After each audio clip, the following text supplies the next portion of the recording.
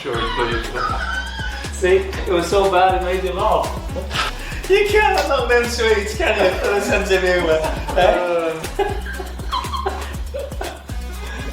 This better be a good one to top that, Bolt.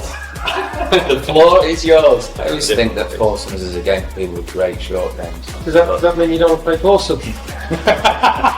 Or people that hit a lot of greens. Team camaraderie is really in a good place.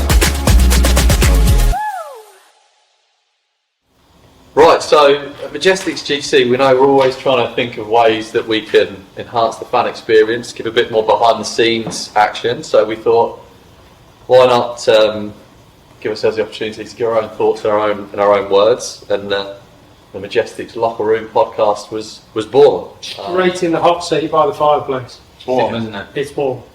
So the plan is for us to release a few episodes between now and the end of the year. Have a little look into the different aspects of running a franchise, what it means to be on a team, life as a professional sportsman, and hopefully get a few special guests along the way to join us and talk about some stuff too.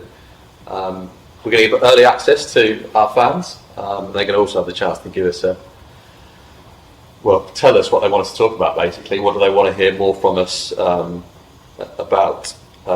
So if you haven't signed up already, Majesticks fans, make sure you do so because you'll get early access. Sign up below. Press the link. With that being said, we thought we're in Chicago. It's the penultimate event of the season. Medina's 20 minutes down the road. It's the Ryder Cup coming up this week. So why not start off with a team-based kind of look back on some Ryder Cups, talk about the particular team aspects of Majesticks GC. And we're obviously very fortunate to have the three of our captains here today, who it's fair to say have got a decent amount of experience in the Ryder Cup, I would say. Got actually a few stats in front of me, which is pretty staggering. So 24 appearances, 51 Ryder Cup points across 25 years, various vice captaincy, player appearances. Not only that, but Majesticks GC, Eurasia Cup, Sevi trophies. So I think it's fair to say you guys have got some experience and are well positioned to comment on team golf and the Ryder Cup. So boys, welcome along to the podcast. Thanks very much. Thank you. Quite a bit of team experience between us, yeah, you're right. 26 years actually, your first one. 1997, yeah, Valderrama.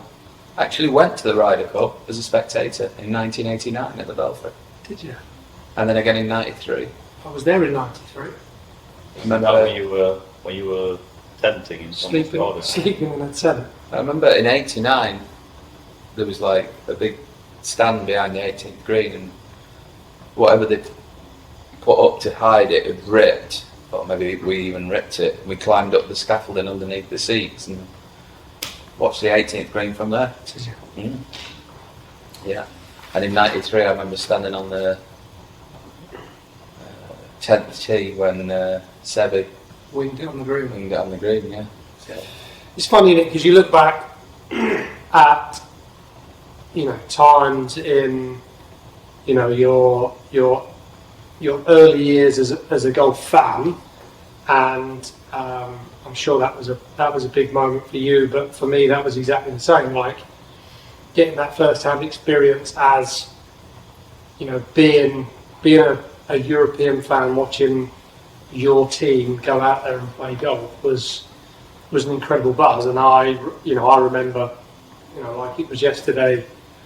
I didn't watch Faldo's hole-in-one, but I was a couple hundred yards away when the roar went up, and just the whole buzz around the whole week. I was that little kid running up to Monty as asking him for his golf ball. So was that the moment you thought this is it? This Ryder Cup, this is what I want to. It was just the whole week itself was just. That was my first proper tournament as a spectator that I went to, and I'm like, this is the coolest thing I've ever seen in my life. And I was on 18. Sevi hit his tee shot in the right hand bunker at 18, just through the fairway. And I remember I couldn't see much because it was so deep. So I sort of crouched down and I sort of got underneath the rope into the right, into the left hand side.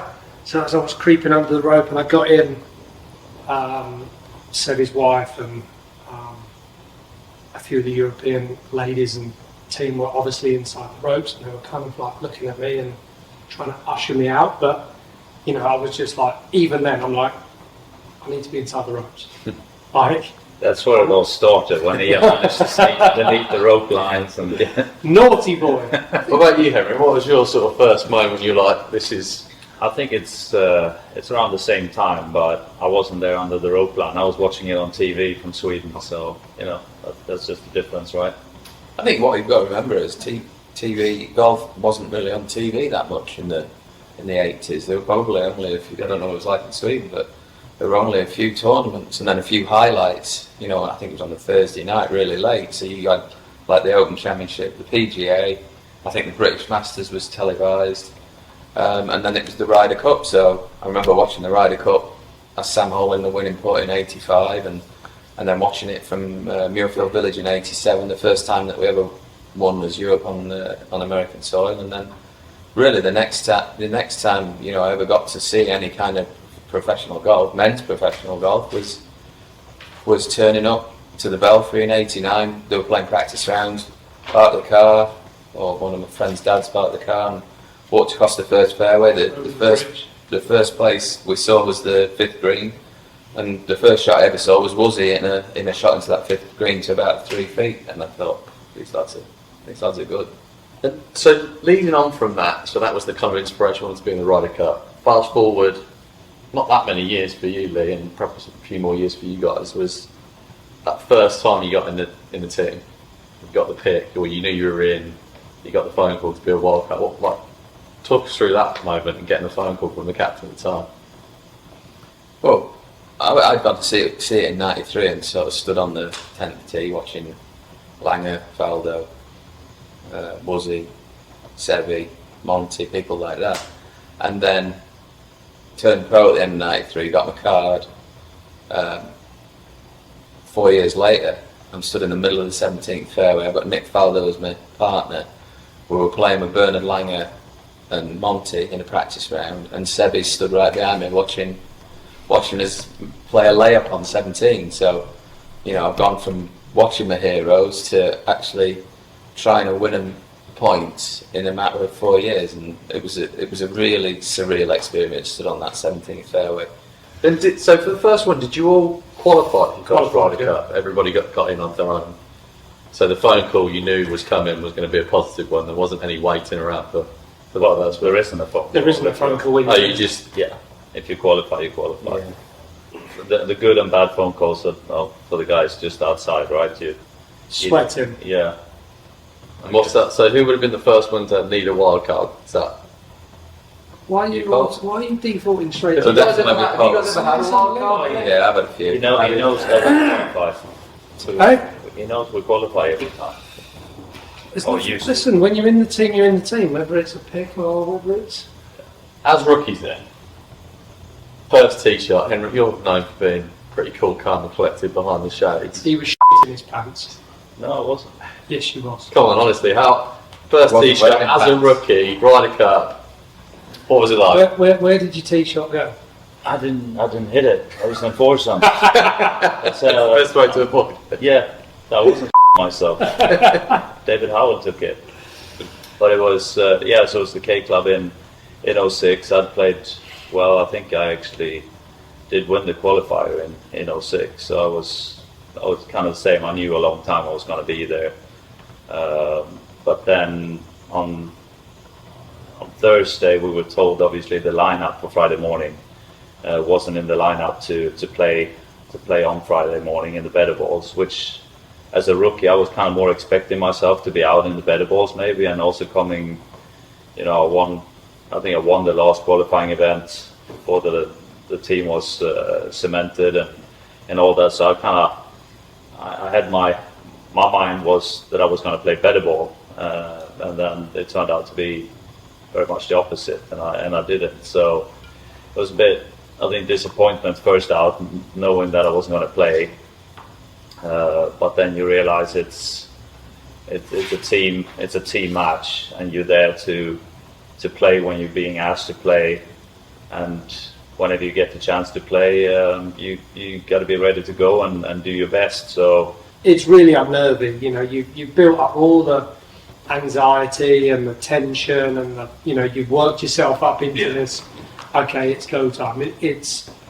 Well, people tell you how nervous you're going to be, so you almost feel obligated to behave like a shitting dog when you see it having your first tee shot. We're talking about it now, and everyone talks about it, right? So it's like first tee nerves, first tee nerves, first tee nerves. Lee's got an amazing story from Valderrama about it, but it's one of those moments where you just have to try and embrace it. And to be fair, it really doesn't matter where you hit it.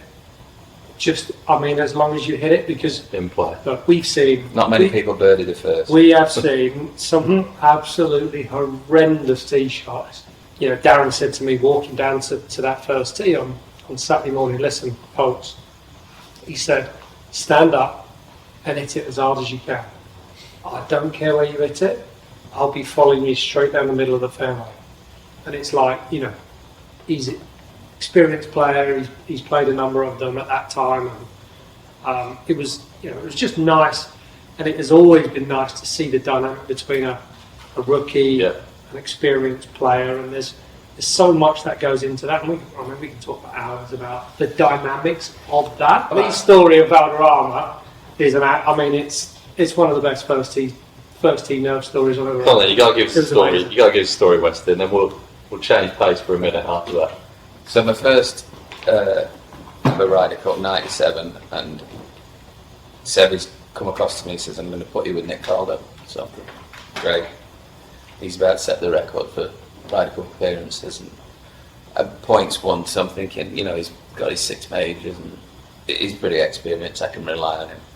So we're on the putting green beforehand, and the atmosphere's building. It is nothing like it is today. It was fairly quiet on the first, the putting green at Valderrama, and the first tee's right next to it, and it wasn't that noisy there. Yeah, it was a little bit noisy when people were walking on, they were getting cheered on and their names were announced. So I'm there with the last or third game to play, I think, and I'm hitting a few putts. Fowler's over there hitting a few putts, and there's a few caddies milling around, and all of a sudden I see these 2 pair of white footjoys in the corner of my eye, stood really close to me. I look up and it's Sevy, and he looks at me and he goes, how are you feeling? I said, yeah, I'm good, I'm really excited, can't wait to get going. He says, the atmosphere is very intimidating now. I went, well, not intimidating, I'm excited, I can't wait. It's a great atmosphere, it's like nothing I've ever experienced before. He says, I have some advice for you. And he holds his hand out and put my hand out like that, and he placed a cricket ball-sized ball of cotton wool in my hand. And kind of looking down at this cotton wool ball for him, thinking, what the hell is this all about? And Martin Gray, who caddied for me at the tour school, and he caddied for Sevy, that's why he was there, he was kind of there as caddy captain, comes in from the side and he rips the cotton wool ball off me, and Sevy said, if the noise gets too much, use the cotton wool in the ears, you will not hear a thing, like this. So I'm like, well, I've tried to qualify for 2 years so I can hear all this and get worked up. Martin rips the cotton wool ball out of my hand and he tears it in half, like 2 massive, sticks it in his ears like this, and he's running around the putting green going, hey Sevy, this f***ing brilliant, I can't hear a thing. And Sevy just stares at him and goes, Martin, you son of my bitch, and stomps up to the side. And we'd always planned for Faldo to tee off first, and he says to me, right, you carry on, go first. And I was like, oh cheers. Where'd it go? Remember? Well, I hit it, which was a result. I made contact. Because the first tee at Valderrama isn't a driver. I mean, he got it easy nowadays, these lads, because the driver heads a massive amount that you can't miss it. But stick a little 3-wood down there. No I thanks. feel like you had a ball of cotton wool. Yeah, Bastard. Did it come off like cotton wool? yeah, it was a very smooth swing. Let's put it that way. You guys have talked a lot about why the team aspect of LIV was an attractive thing because of your experiences in events like the Ryder Cup. So I'd be interested to hear a bit more about that. And like what, the format's completely different, right? So it's not like, the science behind pairings and stuff comes into it, but what aspects of your experience from those team golf events do you feel like you've been able to bring across to this environment, if anything? This bit, I mean, week in, week out for 600 and something events, and West is playing 1,000. You know, you're on your own. You have your friends. You might have a 7:30 tee time, 2:30 tee time. You're on different sides of the draw. You don't have that in this aspect because we tee up at the same time. There's an option to travel. You know, for the most part together. This is a more social environment. You're in the lunchroom together. You're in the same restaurants together. You basically do exactly what you would normally do on the morning of a Ryder Cup. You're all in the locker room together. You have a bit of friendly banter between the guys always, and that's, I think, the bits for me that really kind of stand out in the Ryder Cups, and that's how you bond more as a team, is the amount of time that you actually get together, the enjoyable time you get to, you know, to be with one another, and that's what's kind of flowed over, you know, for me into the LIV team aspect. You know, it's having the whole travelling team. It's obviously not just the players, but everyone around you that want to do what's right for you, and they're always there to help you. And you don't get that for 600 plus events. You have your mate, but he wants to be there. So it's that very weird dynamic of, yeah, he's your mate, but he's not really your mate as soon as you tee off. Yeah, I think the event for us here that's the most similarities would obviously be the final, the season-ending event, where we also play match play. We play foursomes and two singles, and that very much feels like it's kind of same. So we're going out there trying to get points on the board and trying to beat the opposing team and move on to the next round. So there's some big similarities there. And then like Ian says, on a weekly basis, it's we're more together and we play practice rounds together. And thank you for that, by the way. Yeah, I've sponsored you guys quite a lot. It's the source of great income coming from you every week. The two old lads beating the two young lads. I'm surprised it took this long before they mentioned it. We haven't had the discussion yet collectively, but have you guys had any thoughts or thinking around what pairings you think might work? We did some work on it last year around who was playing best and different records, so we kind of used a marriage of statistics and how everyone was feeling about it. But does anybody ever think about what they'd like to do this year, what the things to do on foursomes? And we have an advantage, right? I think just worth pointing out that the format is that every captain has to play singles. And we're kind of fortunate in a way that we have three captains, so we can kind of nominate one of three people to play singles. So we have a bit more flexibility than other teams, which you try and use to your advantage. We have to have the same one for the whole week, though, right? Yeah, I think once you're done, you're committed for the week. Yeah. I think we discussed last year that nobody likes playing with Ian, so who plays foursomes between the other three, right?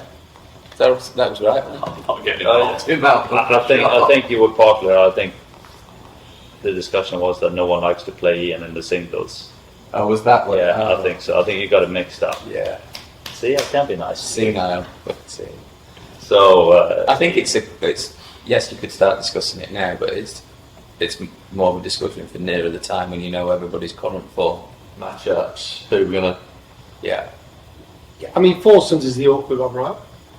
So you know that's the one that lends itself to, you know, current form, how people are playing, are they comfortable playing foursomes? Because golf ball is one of the biggest things that, you know, doesn't really get spoken about an awful lot, which is a massive thing, because you know the difference in the golf balls and the different ball flights and the different spins that have kind of are out there between all of the players today is something that we discuss internally as a team. And you know, I'm not comfortable playing a different type of golf ball, so whoever I play with, whether that be in that foursome situation / better ball, is that ball has to be compatible. So, But with it not being one ball rule, you can obviously go to what we've done a lot of times where you tee keep on off switching. with- So Is that right? yeah, so if Ian and I are playing and we're playing different golf balls, I would, on a par 4, I would hit off with Ian's golf ball because then he gets his own ball on Okay. the second shot, on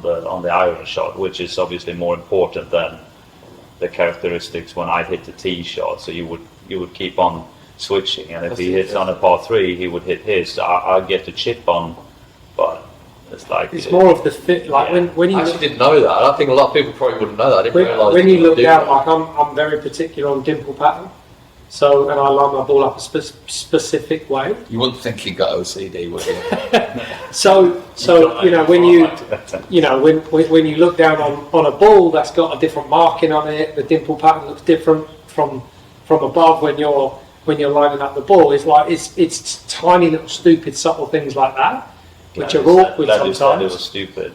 But you know why I've been a pretty good foursome player over the years? Because you don't care.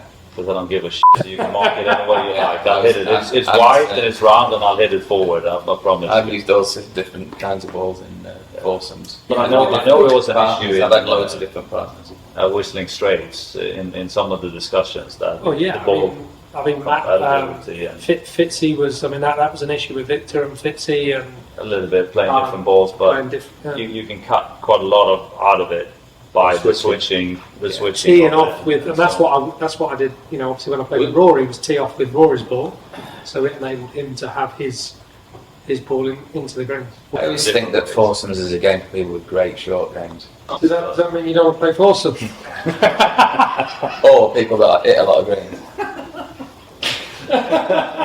I think what's nice, and it's not just happening in our team, it's happening in other teams that, you know, I've sort of watched it from afar, is having a young player like Sam in the team and almost being able to mentor him. You know, I see it going on in Phil's team. Is it James Pyatt? Yeah. You know, you can see him putting an arm around him and, Yeah. you know, showing him the ropes, and it can't help but benefit a young player. You know, just Sam's already fairly experienced, but, you know, being the youngest on the team and he's having new experiences, to be able to ask people that have been out here between 20 and 30 years, you know, fall back on our experience, and that's another thing that I like about this team atmosphere. You know, it's very supportive of the young players coming through. Yeah. On the flip side, I mean, that's the positive. So there's more of a team atmosphere, a bit more of a support system. But I don't want to say like a negative necessarily, but is there anything you found about it that you like? Oh, that's a different challenge or a different thought, or like You're not just playing for yourself anymore, are you? You're playing for other players and the team. So there's an added pressure to that, because that's something that, you know, this is my 30th year out here, and I've played 30 years just doing it for myself. Now, you know, week in, week out, I'm doing it for other people, and that's the pressure that needs to, you know, be gotten used to. yeah. So that's one thing. I found the 3-round aspect of it quite tricky in regards to, but rarely in my career have I won tournaments where, I've won a few, but rarely have I won tournaments where I've shot 20 under or 23, 24 under. I've been more the kind of player that's played well on hard courses and when it's been tough and won with, say, 12 to 15 under, where you can edge your way into a tournament not making any mistakes. Now, in a 3-round tournament format, this is very much a sprint. Yeah. If you shoot level part the first day, you've almost played yourself out of it. You haven't got time. You haven't got 3 rounds to catch up, and that's massive. You've only got 2 rounds to catch up. So, you know, I've never been one to kind of come out of the blocks fast. I've always kind of just played my way into it and then speeded up at the weekend, or, you know, just gone for it the final day. So that's something that I found difficult about this format. It's kind of the same. I think I've been most successful on tougher golf courses in general, and 4 days of shooting 468s to get to 16 under rather than shooting 62 65s. And like you say, you're always going out to try and shoot the lowest possible score you can. But if you do need to be more aggressive, or you feel like you need to get up to quicker stats, like what is it you do? Are you taking a bit more dead over pins? You're hitting drivers where you might not normally. How do you try and do that? I mean, what's the... We're 11th in the standings, right, James? So we obviously had a 10. Aren't we? 10. 10 or 10. Did we move up last night? But Definitely got to be more aggressive, haven't you? So that obviously tells us that we haven't figured that part out yet. but it's only so much you can do as well. I mean, we're sitting here, obviously a little bit more experienced is a good word to describe it, right? Then we're not going to all of a sudden start hitting the ball 350 on the fly. I mean, that's not something we've done, so we're not going to do that. So we obviously need to be the best we can with kind of our strength and try and apply that the best we can on the golf course to get the best scores. But yeah, I think mindset-wise, we can definitely try and push ourselves a little bit more in. Okay, it's once the shotgun start goes, it's you know, attacking and try and make birdies as quickly as possible, rather than, like you said, we were used to. Okay, I send it down the fairway and I give myself a 15-footer, and if I make it, I make it. Otherwise, you kind of go to the next and do the same. But by the time you make that first 15-footer or 10-footer, then you might already be too behind. Seeing a lot of teams that are doing well in the team format, they would have one or two guys shooting 5 or 6 under. So then the third guy might shoot level, but there's still 10 or 12 under. If we go out and we have 3 scores on 2 or 3 under a piece, then we're still 2, 3, 4, 5 shots behind. So Yeah. you definitely need to have some low scores. That's why we got Sam. Yeah. He needs to shoot 8 under so we can shoot 2 under a piece. Let's go back to Ryder Cup for a second. Honest feelings, like you guys have been involved in it for a long time. You know, you came across LIV. There's a bit of risk. It's been a big deal, this whole thing, and it's good news now. It seems to be that there's going to be a resolution. We hear and we hope at some stage, but you know, it's got to be the elephant in the room. It's got to be a tinge of sadness, I guess, that you're not there and you can't contribute. Like, what's the feeling about it? Been at every one since 1997, and I'm quite looking forward to watching it on TV. You know, it's not. There's only 4 matches on the course for all of Friday and Saturday, so there's not a lot of golf to watch if you're actually there. I've done the vice captaincy once, and you're buzzing around all over the place, so you don't really see much golf. Obviously on the Sunday there's a lot more golf to watch, but I can imagine on TV, you know, now with the production and all that, it's pretty good to watch on TV. So Yeah, that's I got myself in front of a TV on maybe Friday and Saturday, but probably not, but definitely Sunday, and watch see how the lads get on. And I'm sure we'll agree we want Europe to win. I think that's one of the things. Sorry, And if you'd have asked me 4 months ago, I wouldn't have had as much confidence as I do now that, you know, Europe have got a very good chance.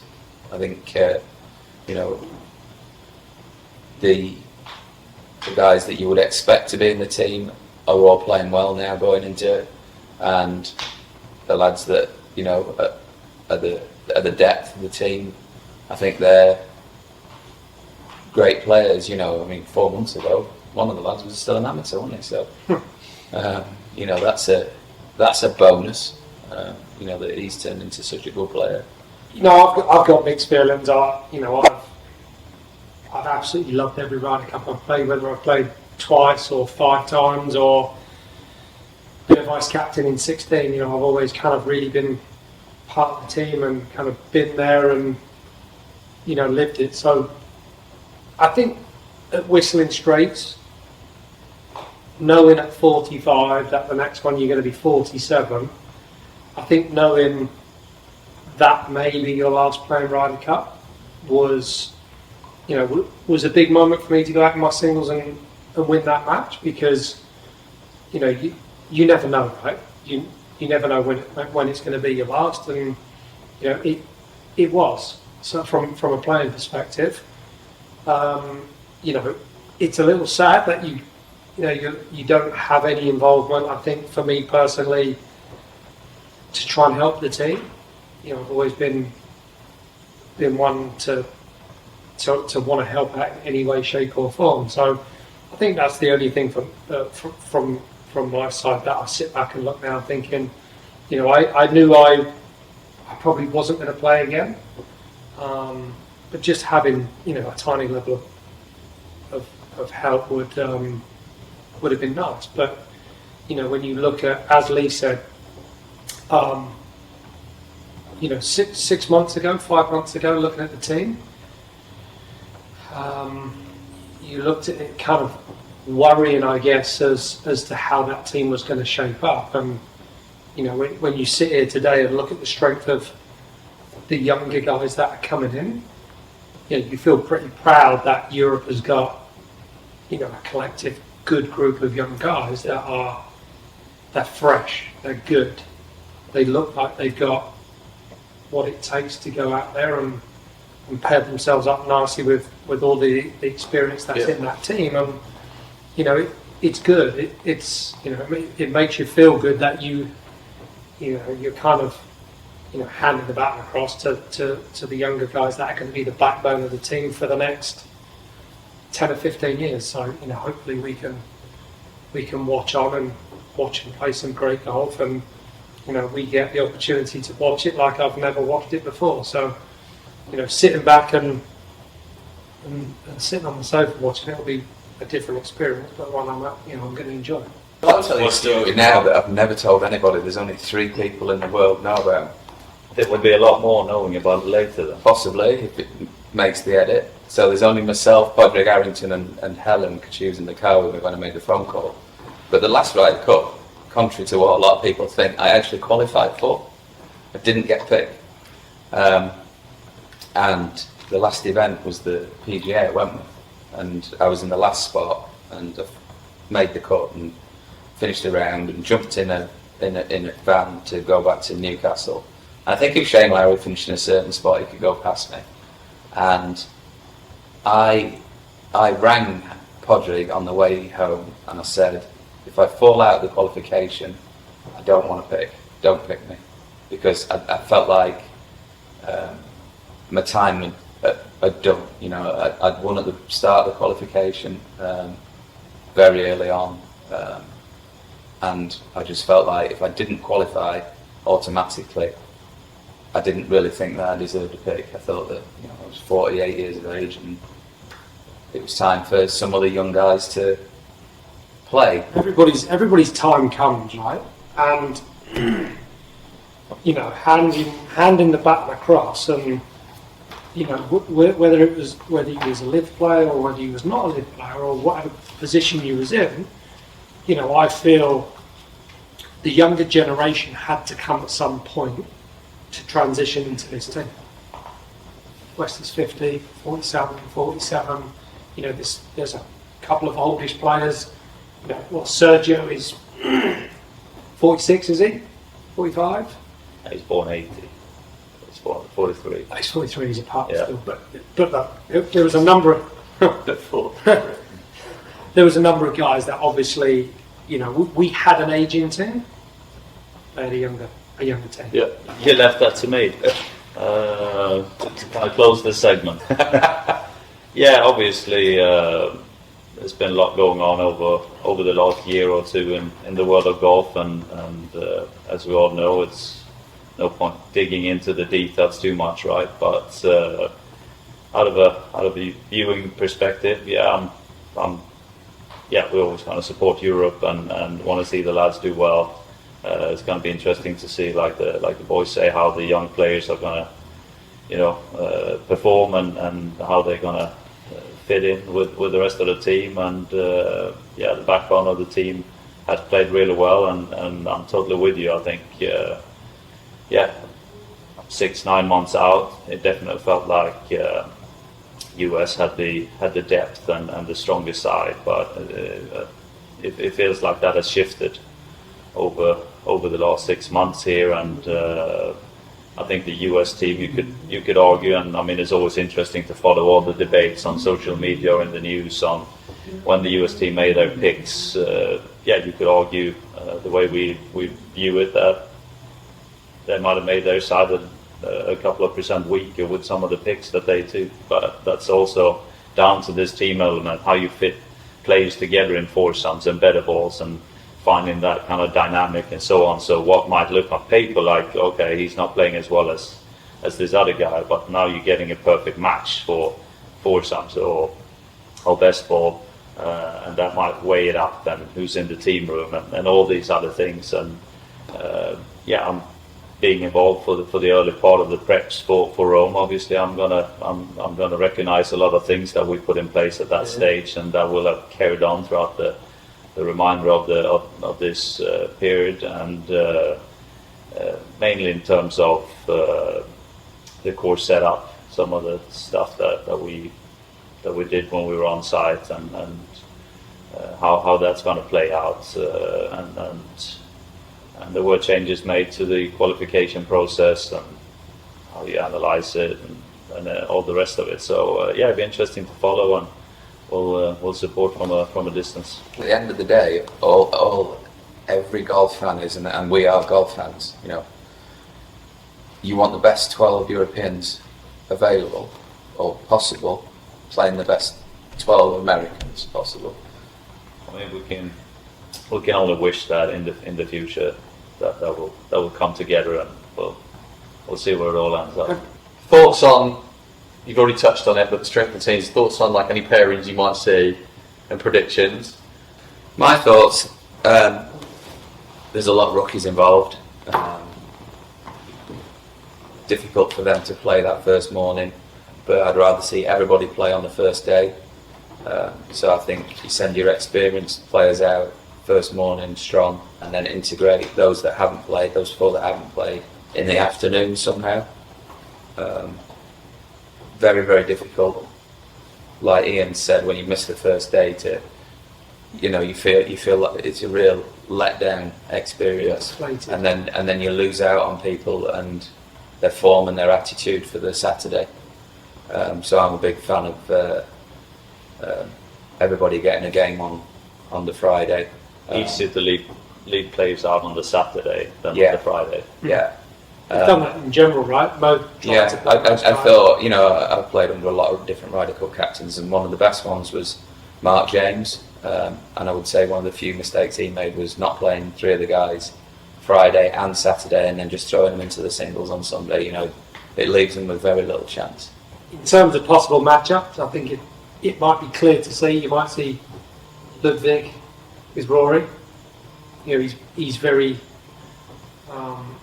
complimentary. He's obviously spoke well of him in the last few weeks. He's been a big fan of his, and you're probably going to need to pair some of the rookies with some experience. Yeah. You would imagine throwing 2 rookies out hasn't worked that often in the past, so you could definitely see that as a possible matchup.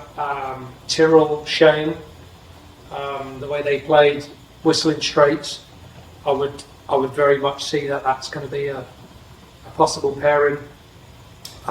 In foursomes or better ball? Everybody will want to play with Tommy, won't they? I would guess. Tommy will be one of the easiest to. Yeah. Shane's come in for a little bit of criticism on getting a pick.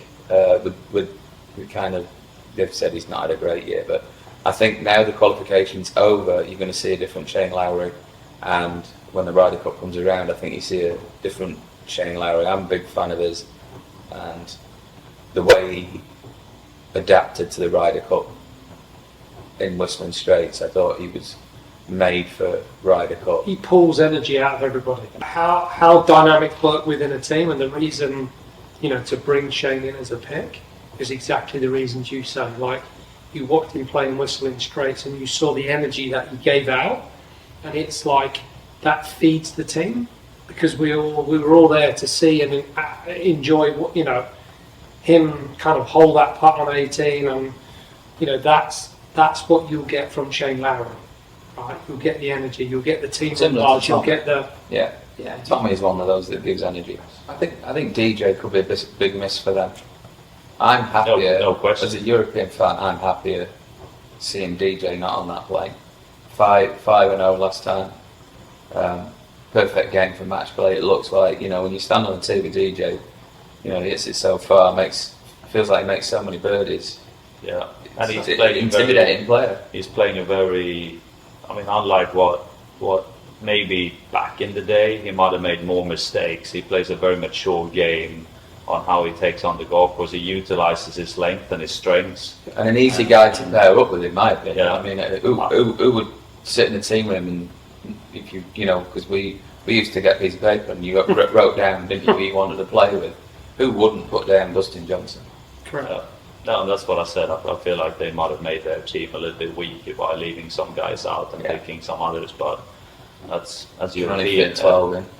Yeah, no, it's the same there, and they want to try and get the perfect like harmony and stats and combinations in the team move and so on. But all in all, it will be interesting to So see. you used to write down who you'd want to play with, which is that the same as And there was No, a there line, was a- player? There was one other piece of paper, there's a line at the bottom. there was Who don't you want to play with? there was a piece of paper that would never get shared.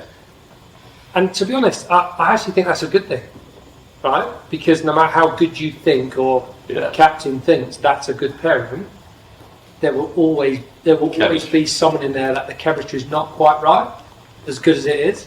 I tempted to ask. And I'm sure Anybody else down? He wrote down one name and the other 11 wrote down his name. Well, thanks for that, guys. Really interesting stories. Love listening to some of that stuff. Looking forward to bringing more of this type of content to our Majestics fans in live from the locker room. And go Majestics. Best of luck this week.